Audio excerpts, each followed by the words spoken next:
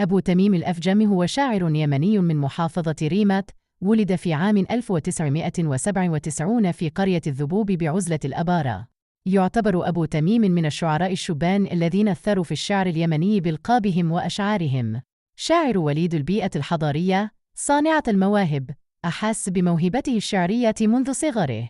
كتب ما يحمله من هموم وأفكار، وأبدع في التعبير عن مشاعر الحب، الوطن، والإنسانية. يتميز أبو تميم بأسلوبه الراقي والعاطفي في الشعر، وقد ألهم العديد من المستمعين والقراء بقصائده. إليكم بعض القصائد والأعمال الشعرية لأبو تميم الأفجم. يارب ما بيخيب من قال يارب، قصيدة تعبر عن الأمل والرجاء في الله، وتسأل الله أن يفرج هموم القلب ويغفر الذنوب.